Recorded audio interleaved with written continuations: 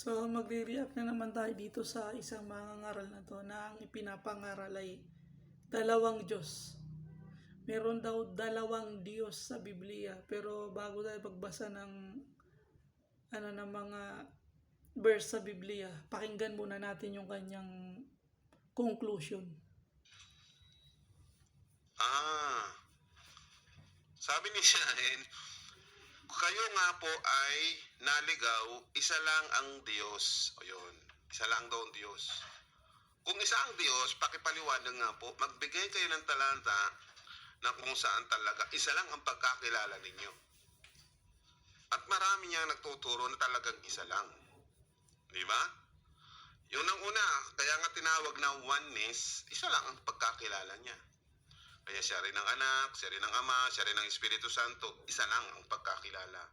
Ibig sabihin, nagtatransforma yung Diyos ninyo, ganun. Walang identity.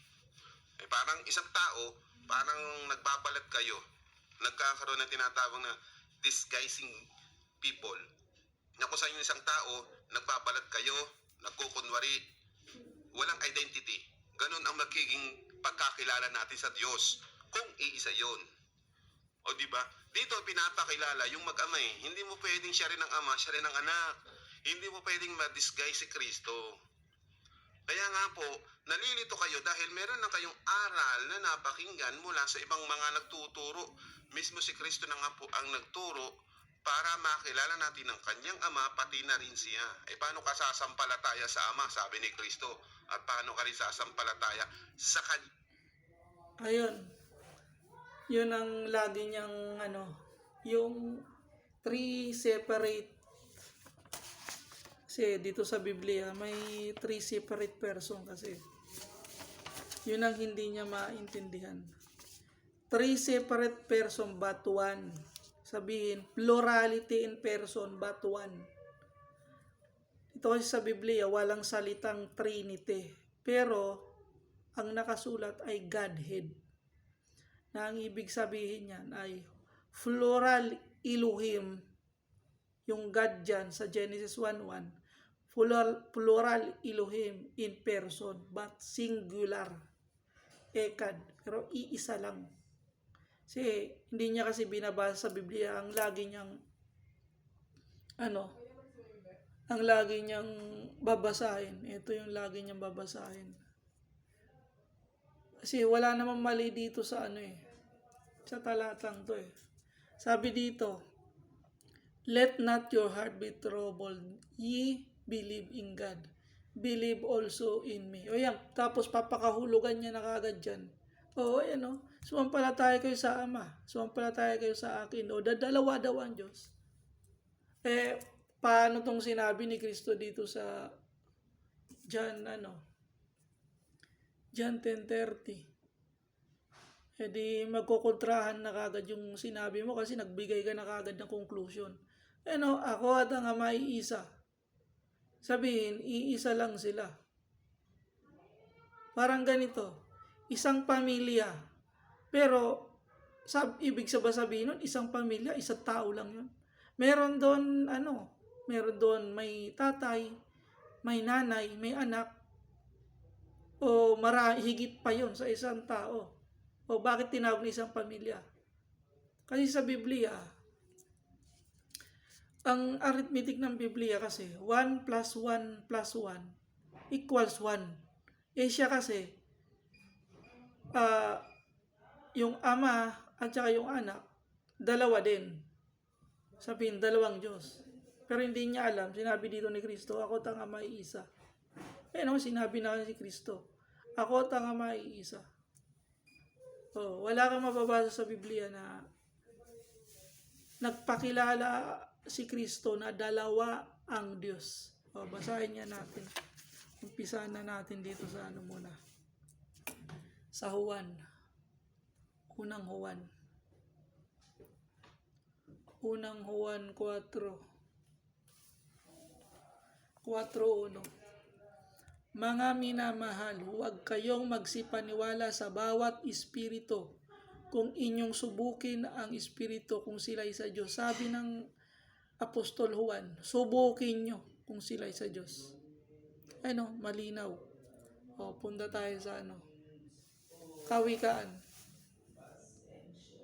Kawikaan 36. Huwag kang magdagdag ng kanyang salita, baka makanyang sawayin ka at masundang kang sinungaling. Huwag tayong magdadagdag ng salita. Sabihin, magwa-warning na tayo dito. Dahil salita ng Diyos yung nagsasabi. Winawarningan na tayo ng Diyos. Punta na tayo doon sa natin. Sa topic natin. Ito. Sa John 20:17. Sabi dito, sinabi sa kanya ni Jesus, huwag mo akong hipuin, sapagkat hindi pa ako nakakakyat sa Ama. Ngunit pumaroon ka sa aking mga kapatid at sabihin mo sa kanila, aakyat ako sa aking Ama at inyong Ama at aking Diyos at inyong Diyos. Dito sa talata na to, hindi naman sinabi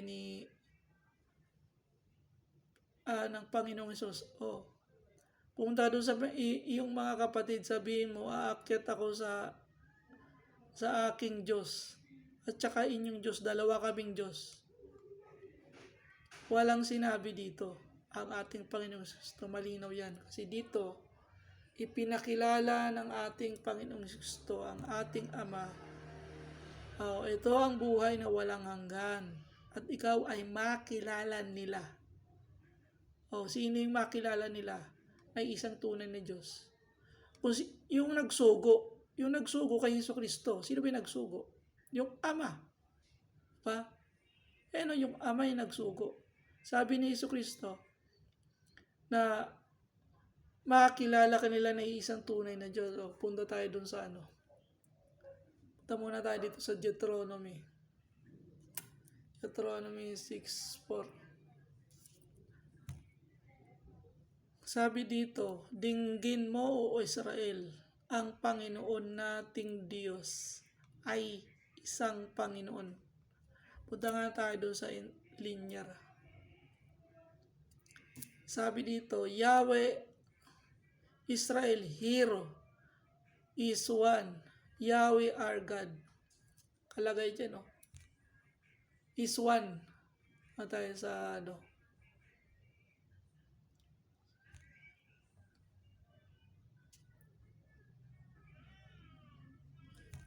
Hebrew word.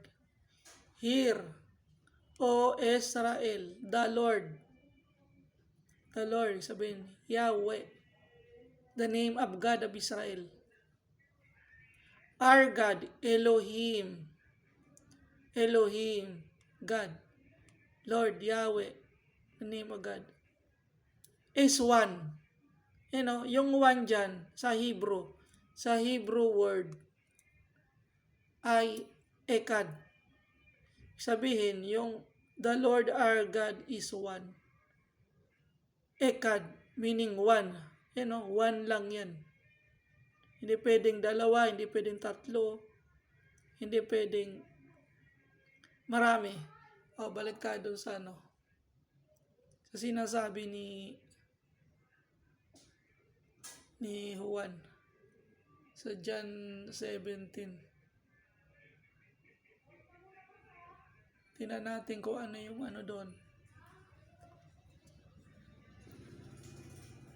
Kuning this is eternal life, that they may know you the only alone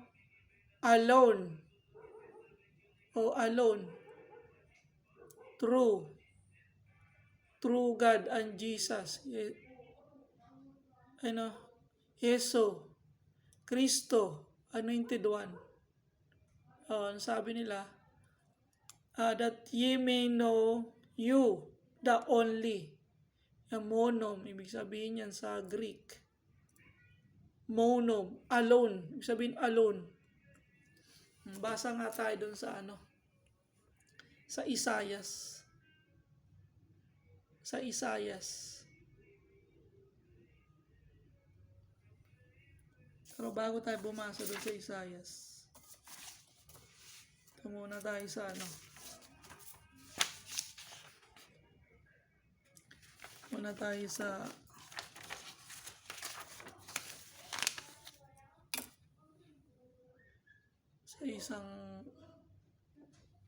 isang salin muna tayo. Sa Isayas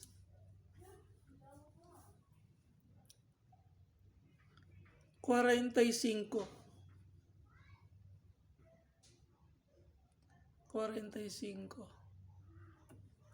5. Sabi dito, I am the Lord. Ayan o, malaking word yan. There is none else. Di ba yung kaganina yung binasa natin dun sa sabi dyan. Dito sa John. Dito sa John. Sa John 17. Yung kahulugan doon ng true. Alone lang yung nakalagay. Yan o. The only. Alone. Yan o, alone lang. So tayo dito sa There is none else. There is no God beside me. Sabi niya, there is no God beside me. Oh, I girded thee, thou hast not me. I am the Lord, there is none else. Paano ang ating Panginoong Jesucristo? Hindi ba yung tunay na Diyos? Kasi ang lagi nilang pang katwiran. Hindi pa naman pinapakilala dito ang Panginoong Jesucristo. Mali ka. Hindi yung katwiran. Sabihin nyo, hindi pa pinapakilala dito sa lumang timan, mamaya babasahin ko. Pinapakilala na dyan. Punta mo natin dito sa mga talatang yan, dito sa 7. I am the Lord, do all things. Siya lang daw, do all things, all. Punta naman tayo dito sa 18.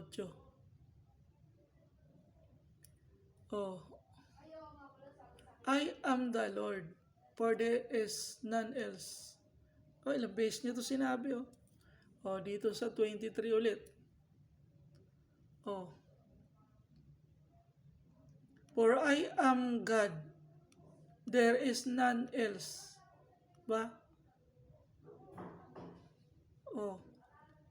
Tapos dito naman sa 44, atlas lang tayo. Sa basahin naman natin sa Tagalog. Ano yung ibig sabihin nun? Sabi dito, ganito ang sabi ng Panginoon, Hari ng Israel, at ng kanyang manunubos na Panginoon.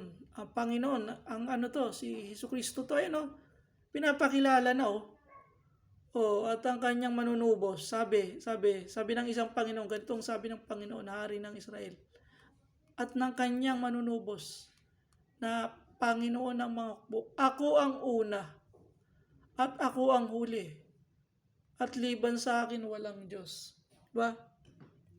Ayun yung sinabi niya doon sa doon sa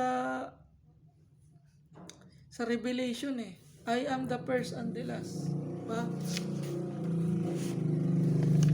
Ayun yung sinabi niya. Pero dito, yung nagsasalita dito, sa 45:5, yung Diyos Ama. Ito yung sinasabi ng Diyos Ama. Walang iba liban sa akin. Walang iba liban sa akin. Walang Diyos. Walang iba liban sa akin. Ako ang Panginoong Diyos, walang iba. Walang beses niya sinabi. Ngayon, paano natin malalaman na isa lang ang tunay na Diyos, pero meron 3 person? Kasi itong mga ngaral na to, ang sinasabi niya, dalawa daw ang Diyos. Wala atang pangaral na ganun ang Panginoong Kristo. Dalawa daw ang Diyos. Ano niya lang yung sariling katha niya lang yung tinama.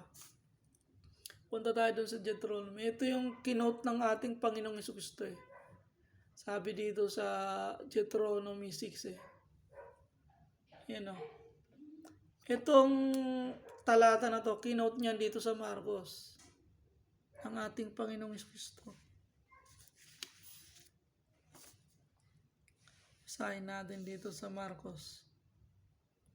Marcos 12. Tignan mo, ano yung sabi ng ating Panginoong sa 29. Walang alam kung matutulan niya to. Ayan o, kinote ng Panginoong Kristo. Sumagot si Jesus, ang Pangulo ay pakinggan mo. Sabihin, dito, sumagot si Jesus doon sa mga Hudyo. Ayun o, sa mga iskriba. Sa mga iskriba. Sabi niya, sumagot si Jesus, ang Pangulo ay pakinggan mo. O Israel, ang Panginoon nating Diyos ay iisa. Kaya nga sinabi ni Kristo sa Juan 10:30, ako at ang Ama iisa. Pwede bang may dalawa? O, sabi dito ng ating Panginoong Jesucristo, dito sa ng mga iskriba, sabi ng mga iskriba, at sinabi sa kanya ng iskriba, sa katotohanan, Guro, mabuti ang pagkasabi mo na iisa. Oh. At wala nang iba liban sa kanya. Oh. Tama naman sinabi ng ating Panginoong Jesucristo. Sinabi niya ba na, O Israel, ang Panginoon nating Diyos ay Panginoon na ay iisa. Hindi naman sinabi dito ng ating Panginoon, ay mali, Diyos din ako. Alam naman natin na ang Panginoong Kristo ay Diyos. O, basahin natin. Basahin ko. O. Juan 1:1. Juan 1:1. O. Nang pasimula, siya ang berbo, si Kristo yan. At ang berbo ay sumasa Diyos, kasama na ng Diyos. At ang berbo ay Diyos. Oh. Ang Panginoong Kristo ay Diyos din, ang Ama ay Diyos din. Pero ang bilang ng Biblia, isa lang. Hindi pwedeng kasabihin mo na dalawa. Oh, basa pa tayo dito sa Juan 20:28. Basahin natin. Si Kristo ito si Kristo. Sabi diyan, sumagot si Tomas, sa kanya sinabi, Panginoon ko at Diyos ko. Oh, si Kristo yan. Baka naman sabihin nyo na hindi rin Diyos si Kristo, Diyos din si Kristo. Oh, pinapakita lang natin dito na Diyos si Kristo.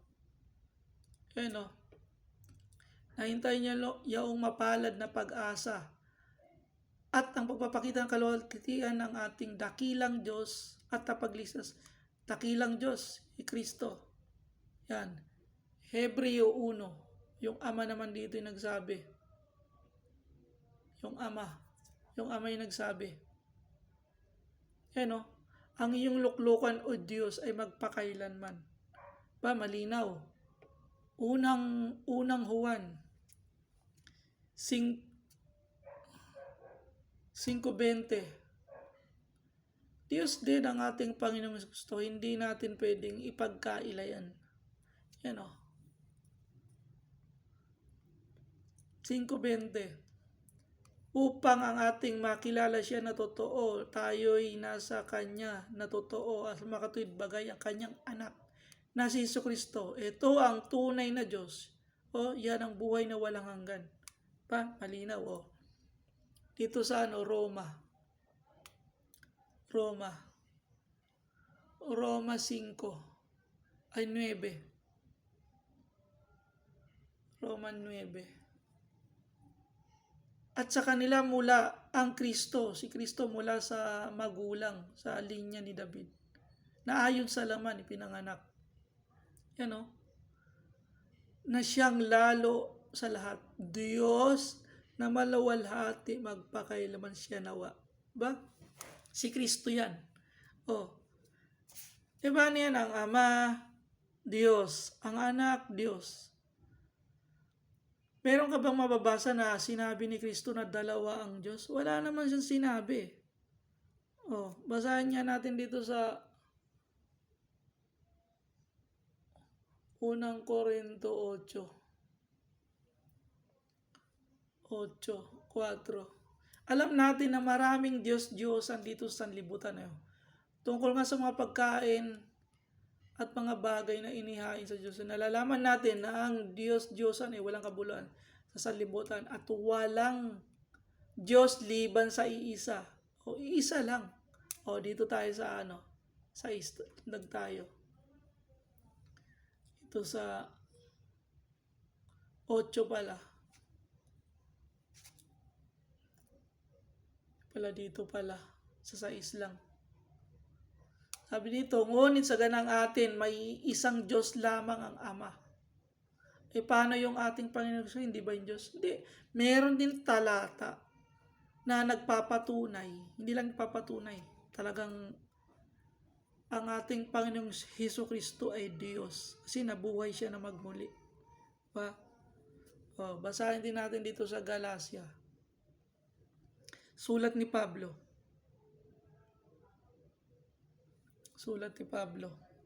Galacia 3:20. Sabi dito, ngayon ay may iisang tagapamagitan ay hindi tamamagitan ng isa.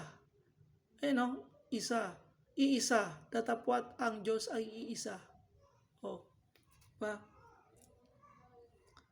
Kasi hindi mo nauunawaan yung salitang isa Hindi ka kasi pumupunta dito sa sa interlinear ito. Sabihin dito yung iisa, yung only, alone, pero meron 3 separate person. Ang ating Panginoong Jesucristo na nagsabi dito sa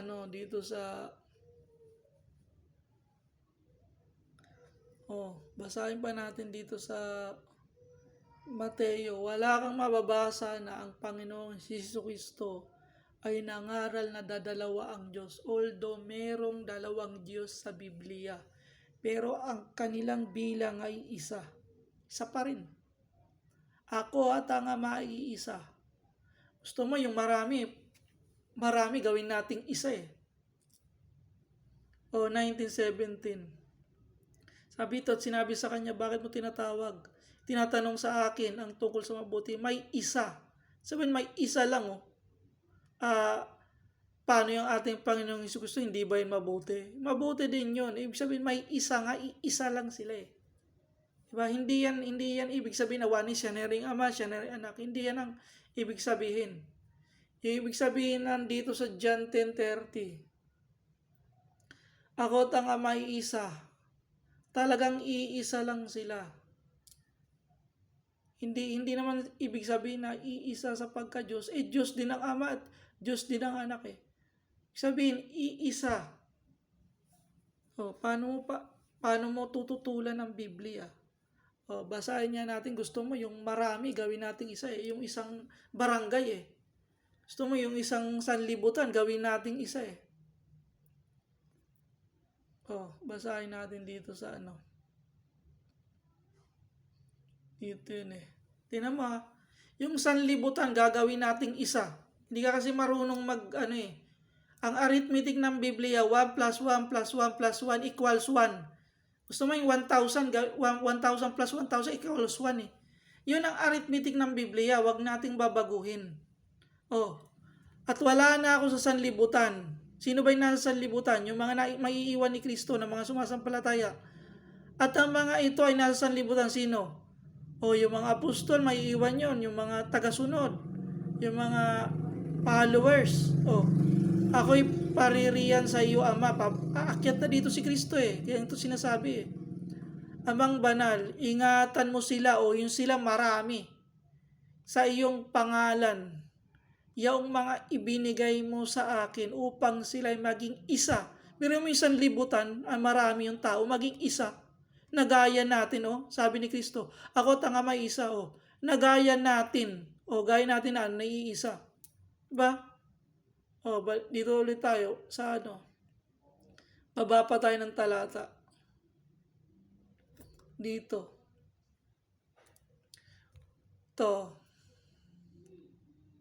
Ito nga sila, hindi lamang sila ang idadalangin ko, kundi sila rin naman, sila rin naman, yung mga nagsasampalataya sa akin sa pamamagitan ng kanyang salita. Upang silang lahat, marami, lahat, ay maging isa. Biruin mo yung lahat, maging isa. Kasi yan ang arithmetic ng Biblia Ako tanga may isa. Yung sanlibutan, isa. Nagaya mo, Ama, sa akin, gaya mo, Ama, sa akin, na ako'y sa iyo, na sila na may sumaatin upang ang sanlibutan ay sumampalataya na ako yung sinugo, at ang kaluwalhatian sa akin na ibinigay mo ay ibigay ko sa kanila upang sila'y maging isa. Maging isa na gaya naman natin na iisa.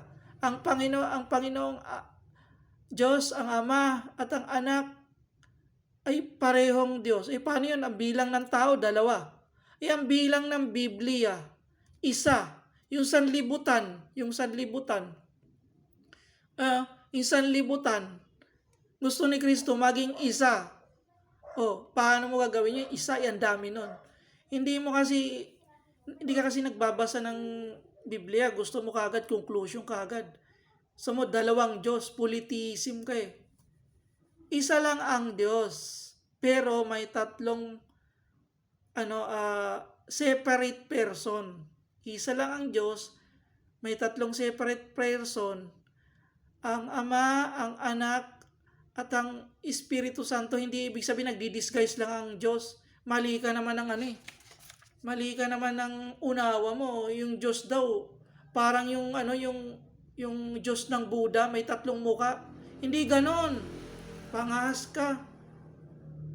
Hindi pwedeng maging ganon ang Diyos. May tatlong muka. Isang Diyos daw. Hindi. Silang tatlo may separate person. Ibig sabihin iba-iba. Sabihin may tatlo sa Biblia, pero silang tatlo ay iisa lang.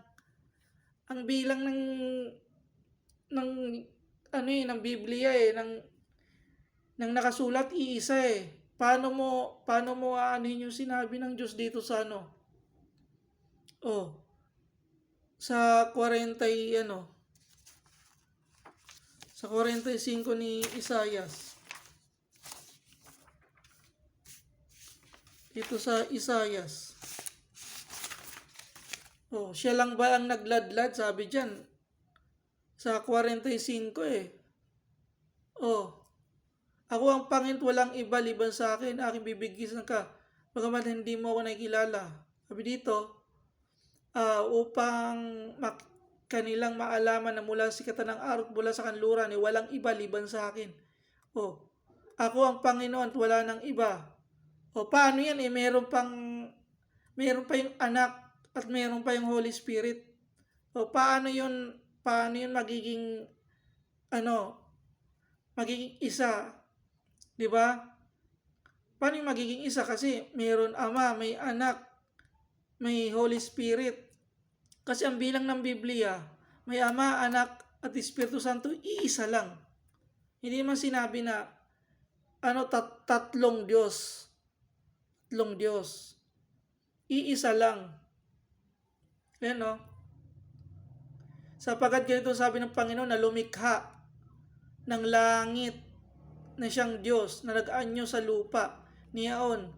Kanyang itinatag at hindi niya nilikha na sira at kanyang inanyuan upang tahanan. Ako ang Panginoon. At wala nang iba. Paano yan? Maraming talata sa Biblia na ang Panginoon ay lumilikha rin. Ang Espiritu Santo ay lumilikha rin. Dito sa Kawikaan 30. Sa Kawikaan 30.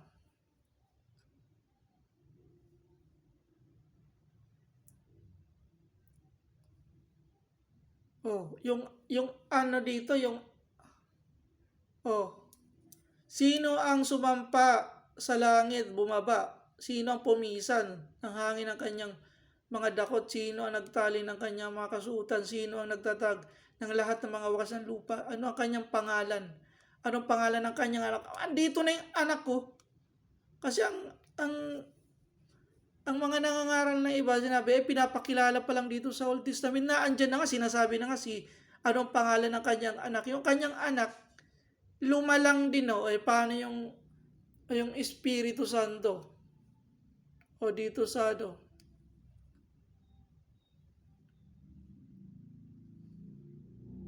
Espiritu Santo.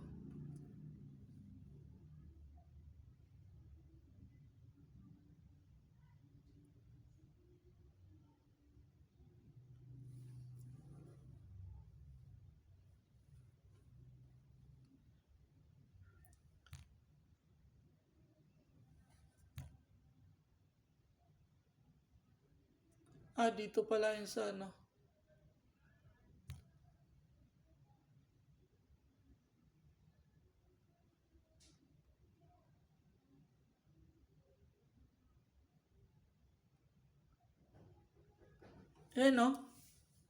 manlalalang din ang Espiritu Santo. Iyong isinusugo ang iyong espiritu. Punta nga tayo dun sa interlinear. Hindi mo ako mapapaglakuan, Mr. Owen. Manlalalang din. Silang tatlo manlalalang eh.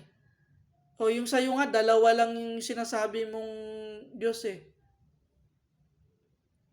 Sa Biblia, may tatlong manlalalang pero iisa lang sila. Yun ang tamang doktrina. Yun ang ipangaral mo.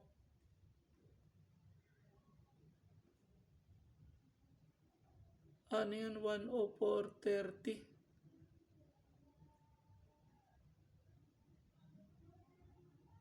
Yan nga natin.